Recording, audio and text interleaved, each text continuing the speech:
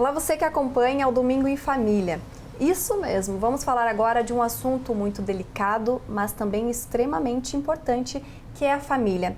Você sabia que o ambiente familiar pode ser responsável pela formação da personalidade de cada pessoa?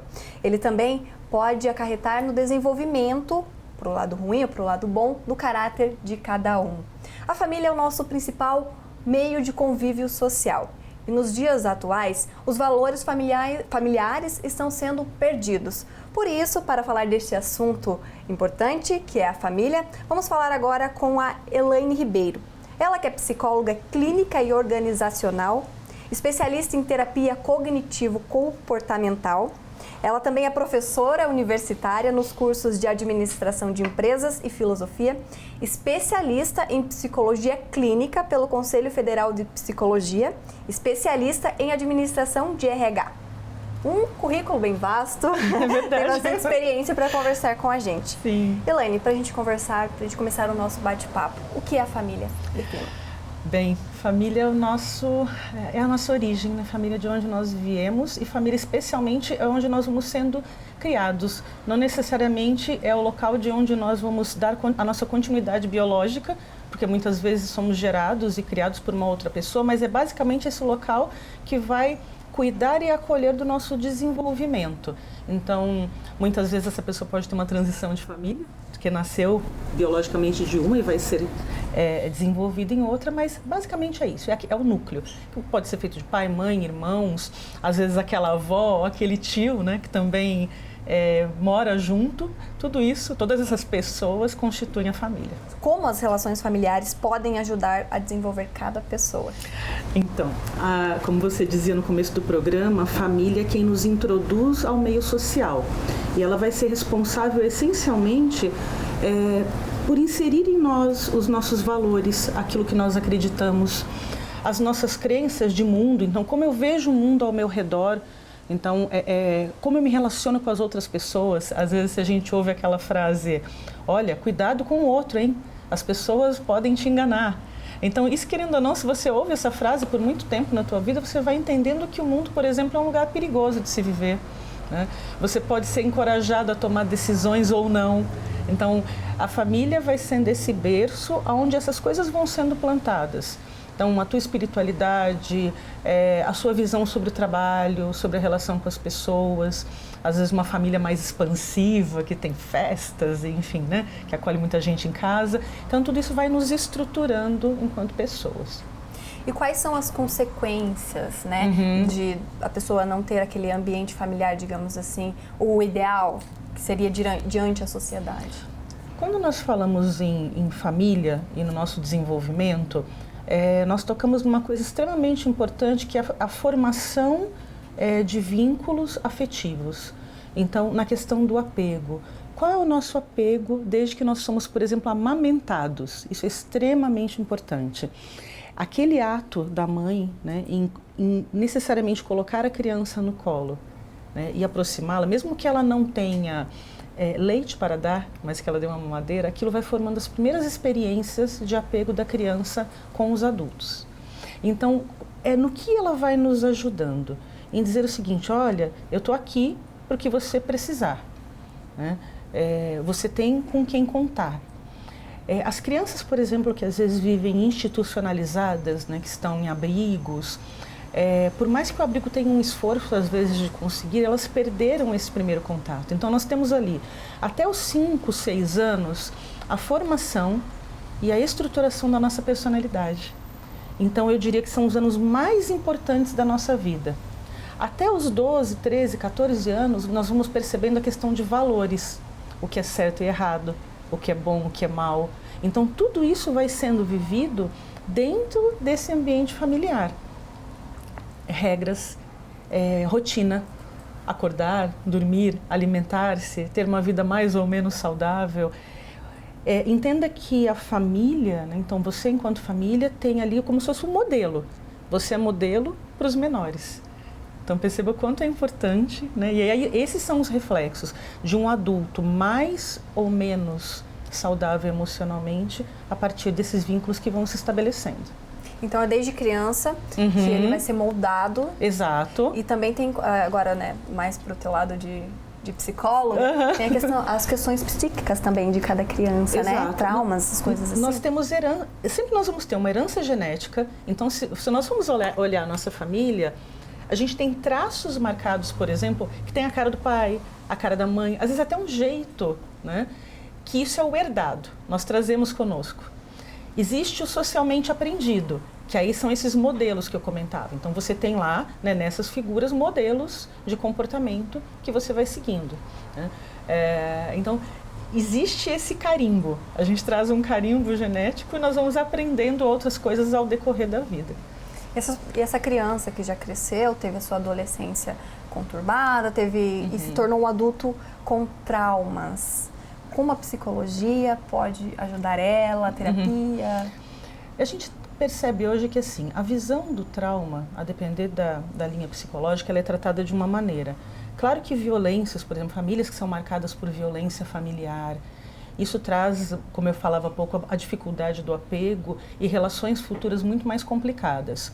No processo de psicoterapia, nós auxiliamos esta pessoa a dar um novo sentido para aquele sofrimento, para aquela situação que ela vivenciou, para aquelas crenças que ela foi formando ao longo da vida, para que siga então de maneira mais saudável, mas que não se veja presa àquele momento que aconteceu, né, na vida dela. Então esse é o grande, eu diria que é o pulo do gato, né? O que eu faço com a situação traumática que aconteceu na minha vida, a partir das experiências familiares negativas que eu tive. E aí esse é o ponto, né? Se eu posso escolher ficar amarrado ali ou escolher também dar um sentido novo, o que não significa que você vai esquecer. Então, pessoas que passam por traumas dos mais variados não vão perder a sua memória, elas têm a memória daquilo. O que vai mudar é o significado do afeto, né? da intensidade da situação que ela viveu. Eu disse no começo que os vínculos, né, familiares, eles estão se perdendo, as pessoas não dão o valor que é necessário a família. Como você falou, isso pode afetar no desenvolvimento, ela pode crescer e se tornar um adulto sem laços, né? Sim. Você até disse que com a terapia, com o fato dela querer mudar, isso pode, né, mudar a vida dela, mudar a percepção dela. Mas como ela pode, na família dela, ela cresceu, ela constituiu a família dela, como que ela pode começar a mudar ali, devagarzinho, as coisas, para que a família dela seja diferente da que ela cresceu? Existe uma forma que assim, eu preciso perceber todos os padrões negativos, né, que foram sendo colocados em mim ao longo do tempo, e se eu não tenho repetido as situações que eu vi, né? Então acho que isso é uma grande dica, né? Se você está namorando, se você começou um relacionamento, às vezes você se vê fazendo as mesmas cenas que você via ou vê, né, acontecendo lá na tua casa com teu pai e com tua mãe, de discussão, de desrespeito. Então peraí, vamos parar. Eu não sou aquela pessoa, eu sei que essa forma de me relacionar é extremamente negativa, então eu preciso necessariamente mudar. E até corrigir, e até pedir desculpa, né? E até compartilhar isso com a pessoa com quem você está, dizendo, olha, eu vi isso, eu vejo isso, esse é um caminho. E até de pedir ao outro, ó, escuta, se você reparar alguma coisa, né, porque às vezes é um padrão que o outro diz para você, né? Ó, você sempre fala assim comigo, por quê? Por que você sempre fala gritando? E esse fala gritando é aquilo que você ouvia lá da tua mãe falando em casa, né? Sempre havia aquele desrespeito quase que estabelecido, né? Então, o lado bom é, peraí, vamos lá, me ajude a ser melhor. E nós precisamos ter, eu diria que essa humildade, né? A gente não vive sozinho, embora isso é o que a sociedade tem nos colocado, que é, olha, você é bom sozinho. Não, você não é bom sozinho, você precisa de mais gente contigo. Você se relaciona com o mundo. Os maiores sofrimentos emocionais hoje, eles vêm daí, da gente estar sozinho. Então, faça esse passo. Então, eu volto e eu me revejo nessas atitudes. Isso já vai te ajudar bastante.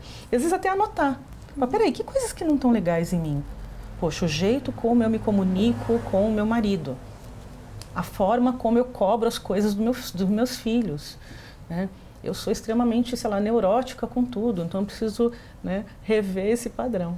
Mas isso também, esse desejo, essa vontade de mudar tem que partir de cada pessoa, né? Tem. Eu falo que não tem terapia que funcione se você efetivamente não estiver comprometida com a mudança. Existem pessoas que chegam no consultório e falam assim, alguém pediu para eu vir, né? Meu marido, meu filho. Aí eu falo, tá, mas me conta uma coisa, eu vou te fazer uma pergunta e daqui a gente vai continuar ou não, você quer? Aí teve um dia que um senhor me disse, falou assim, olha, posso ser bem sincero com você? Eu falei, pode, claro. Eu não quero, minha esposa quer. Mas aí quando a pessoa não quer, isso prejudica o encaminhamento da terapia?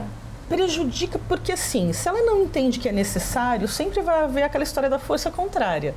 Então, eu preciso entender, olha, eu tenho prejuízos, minhas relações não estão legais, eu estou sofrendo com isso. Às vezes a pessoa começa, para e volta. Então, vai acontecer esse movimento, né, de entender, olha, eu preciso mudar. Só que às vezes a pessoa vai deixar a família se deteriorar, por exemplo, para buscar ajuda.